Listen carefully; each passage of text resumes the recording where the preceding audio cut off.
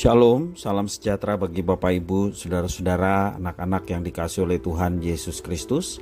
Berjumpa kembali bersama saya Pendeta Eka di dalam renungan firman Tuhan pada hari ini, Sabtu 26 November 2022. Sukacita dan damai sejahtera dari Tuhan Yesus kiranya menyertai hidup kita sekalian. Puji nama Tuhan.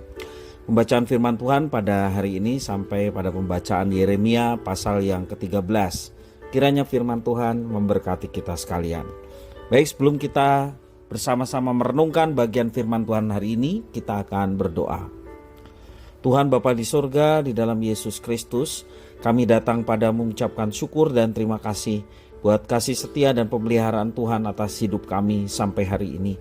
Biarlah semua apa yang kami alami menjadikan kami semakin mengenal pribadi Tuhan dan mau terus mengerti akan kehendak Tuhan. Melalui firman Tuhan yang kami selalu rindu akan bersama-sama membaca dan menggalinya. Biarlah Tuhan memampukan untuk kami dapat memahami apa yang Kau maksudkan dalam kitab suci. Kau juga menolong kami untuk kami dapat terapkan dalam hidup kami setiap hari. Terima kasih Bapa, terpujilah namamu. Demi nama Tuhan Yesus kami berdoa. Haleluya. Amin. Yeremia pasal 13 ayat 1-14, demikianlah firman Tuhan. Beginilah firman Tuhan kepadaku, pergilah membeli ikat pinggang lenan, ikatkanlah itu pada pinggangmu, tetapi jangan kau celupkan ke dalam air. Maka aku membeli ikat pinggang seperti yang difirmankan Tuhan, lalu mengikatkannya pada pinggangku. Sesudah itu datanglah firman Tuhan kepadaku untuk kedua kalinya, bunyinya, ambillah ikat pinggang yang telah kau beli dan yang sekarang pada pinggangmu itu, pergilah segera ke sungai Efrat untuk menyembunyikannya di sana di celah-celah bukit batu. Maka pergilah aku lalu menyembunyikannya di pinggir sungai Efrat seperti yang diperintahkan Tuhan kepadaku. Sesudah beberapa waktu lamanya berfirmanlah Tuhan kepadaku, pergilah segera ke sungai Efrat mengambil dari sana ikat pinggang yang kuperintahkan kau sembunyikan di sana. Maka pergilah aku ke sungai Efrat, lalu aku menggali dan mengambil ikat pinggang itu dari tempat aku menyembunyikannya. Tetapi ternyata ikat pinggang itu sudah lapuk, tidak berguna untuk apapun. Lalu datanglah firman Tuhan kepadaku. Beginilah firman Tuhan, demikianlah aku akan menghapuskan kecongkak bongakan Yehuda dan Yerusalem, bangsa yang jahat ini, yang enggan mendengarkan perkataan-perkataanku, yang mengikuti kedegilan hatinya dan mengikuti Allah lain untuk beribadah dan sujud menyembah kepada mereka, akan menjadi seperti ikat pinggang ini yang tidak berguna untuk apapun. Sebab seperti ikat pinggang melekat pada pinggang seseorang, demikian tadinya segenap kaum Israel dan segenap kaum Yehuda kuletakkan kepadaku. Demikianlah firman Tuhan, supaya mereka itu menjadi umat, menjadi ternama, terpuji dan terhormat bagiku. Tetapi mereka itu tidak mau mendengar. Katakanlah kepada mereka firman ini, beginilah firman Tuhan Allah Israel, setiap buyung harus dipenuhi dengan anggur. Dan jika mereka berkata kepadamu, masakan kami tidak tahu betul bahwa setiap buyung harus dipenuhi dengan anggur? Maka katakanlah kepada mereka, beginilah firman Tuhan, sesungguhnya seluruh penduduk negeri ini akan kupenuhi dengan kemabukan. Para raja yang duduk di atas tahta Daud, para imam, para nabi dan seluruh penduduk Yerusalem. Aku akan membantingkan seorang kepada yang lain sampai mereka hancur, bapak-bapak dan anak-anaknya, demikianlah firman Tuhan.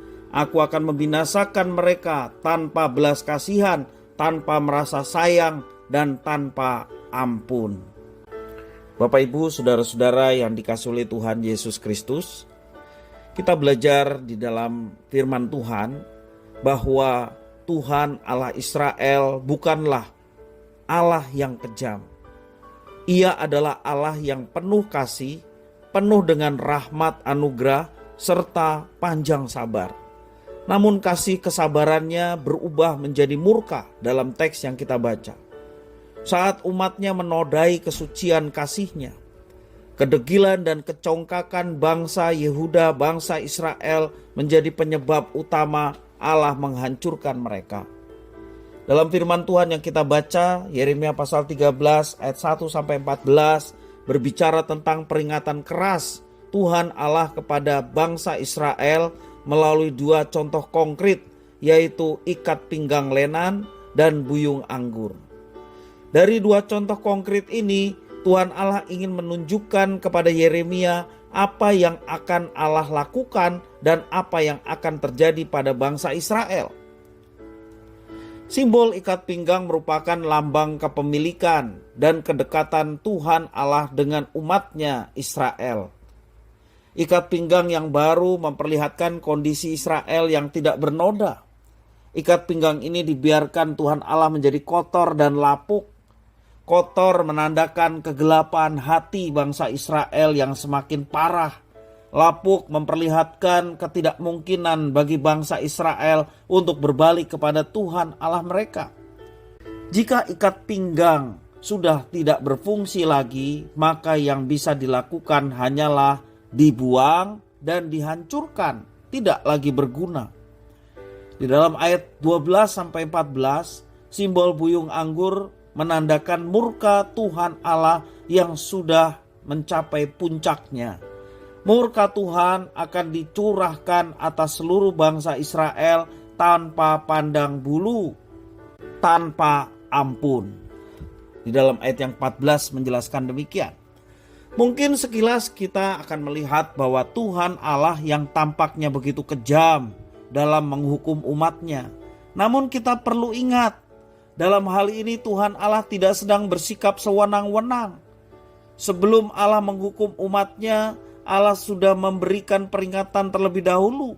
Dan itu sudah disampaikan berulang-ulang dan terus dikatakan di dalam kitab suci bagaimana Tuhan ingin menolong mereka.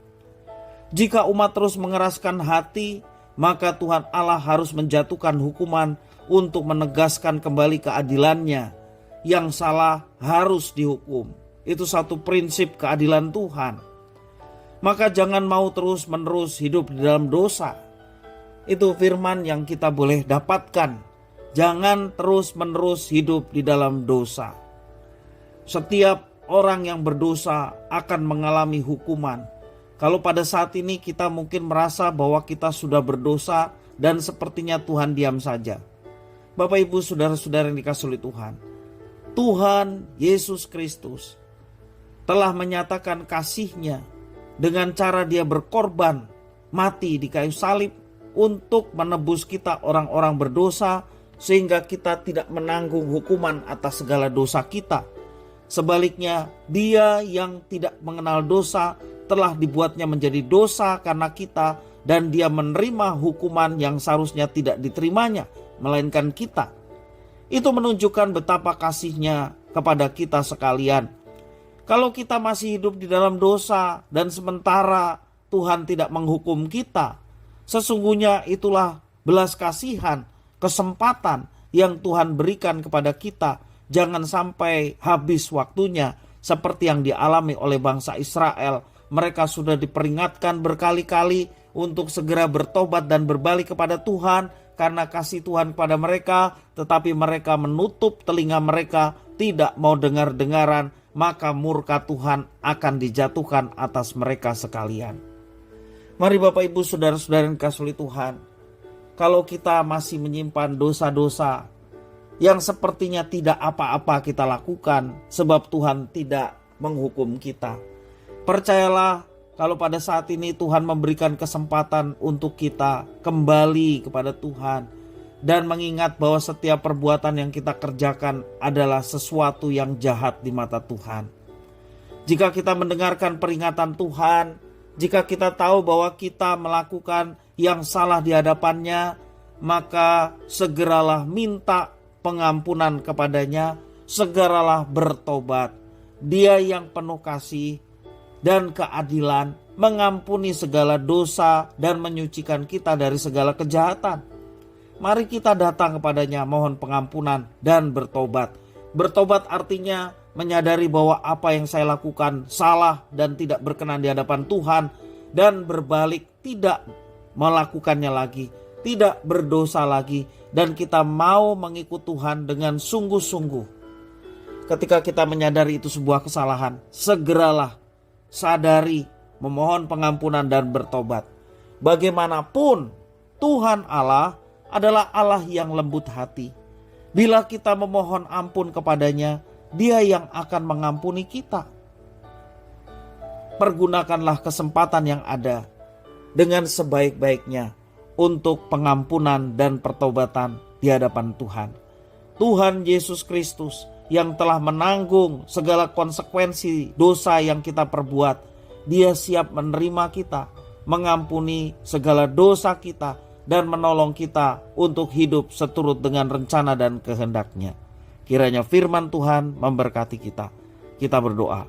Terima kasih Tuhan atas peringatan yang Tuhan berikan kepada kami. Kami tidak mau terus larut di dalam dosa.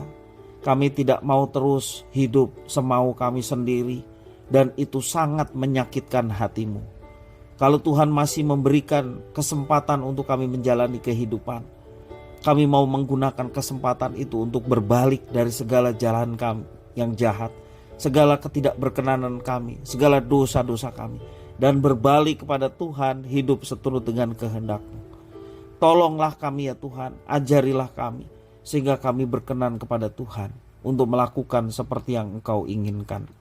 Terima kasih Bapa atas firman Tuhan. Demi nama Tuhan Yesus kami berdoa. Haleluya. Amin.